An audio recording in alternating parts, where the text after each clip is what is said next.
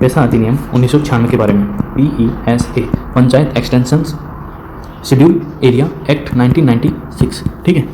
पंचायत अनुसूचित क्षेत्रों तक विस्तार अधिनियम 1996 या पैसा अधिनियम भारत के अनुसूचित क्षेत्रों में रहने वाली आबादी के लिए पारंपरिक ग्राम सभाओं के माध्यम से स्वशासन सुनिश्चित करने के लिए भारत सरकार द्वारा अधिनियमित एक कानून है, ठीक है। तो ये एक कानून है किसके द्वारा? भारत सरकार द्वारा अधिनियमित, किसके लिए? अनुसूचित क्षेत्रों में रहने वाली आबादी के लिए जो पारंपरिक रूप से ग्राम सभाओं के माध्यम से स्वशासन सुनिश्चित करते हैं अपना स्वयं का। यह कानून यानी कि कौन सा कानून? पैसा कानून 1996 में संसद द्वारा अधिनियमित किया गया था और 24 दिसंबर 1996 को ये लागू हुआ था, ठीक है। तो ये आप ध्यान रखेंगे, ये लागू कब होता है? ये 24 दिसंबर 1996 को लागू होता है। अब देखते हैं, पैसा अधिनियम को भारत में आदिवासी कानून का रीढ़ की हड्डी माना जाता है। जो पैसा अधिनियम है उसको जो आदिवासी कानून है उनकी रीढ़ की हड्डी माना जाता है। इस कानून के तहत यानी कि पैसा कानून के तहत निर्णय लेने की प्रक्रिया की पारंपरिक प्रणाली को मान्यता दी गई थी।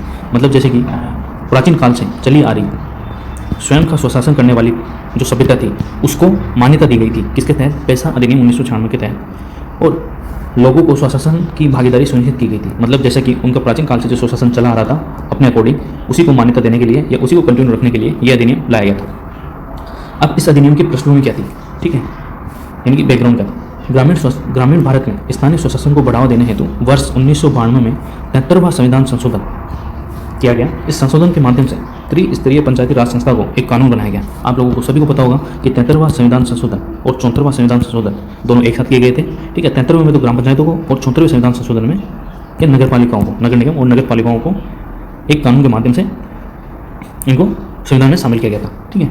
हालांकि अनुच्छेद 243M के तहत अनुसूचित और आदिवासी क्षेत्रों में इस कानून को लागू करना प्रतिबंधित था, ठीक है। इसीलिए वहाँ पर पैसा अधिनियम लाया गया 1996 में। वर्ष 1995 में कौन सी समिति? भूरिया समिति। तो आपको याद रखना होगा कि पैसा अधिनियम 1996 से संबंधित कौन सी समिति है? उस समिति का नाम है भूरिया समिति। तो आपको याद रखना होगा भूरिया समिति, ठीक है।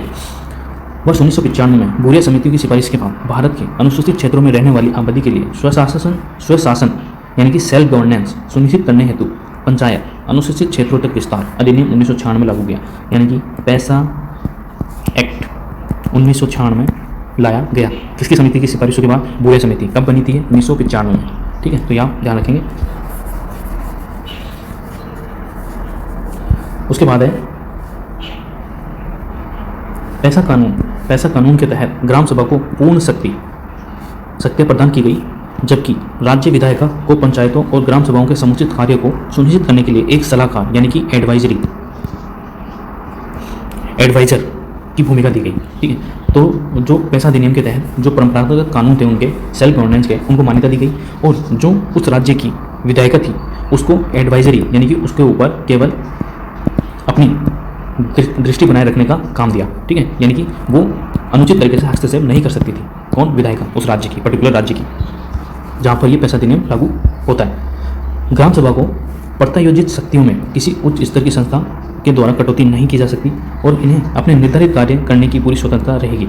जैसे कि वनों के अंदर अपने कार्य करने, अपनी जो परंपरागत रीति रिवाज है उनको पूरा करने, धार्मिक रीति रिवाजों को पूरा करने में, तो उसके अंदर कोई भी हस्तक्षेप राज्य द्वारा नहीं किया जाएगा, ठीक है।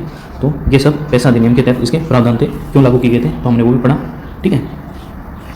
तो आप इस वीडियो को देख सकते हैं। तो ये इंपॉर्टेंट वीडियो है, ठीक है। तो पैसा अधिनियम तो आपको हमेशा पूछा ही जाता है, पॉलिटी के अंदर ये बहुत इंपॉर्टेंट हो जाता है, पॉलिटी से संबंधित है ये, ठीक है। तो आप इस वीडियो को 102 बार देखिए, ठीक है।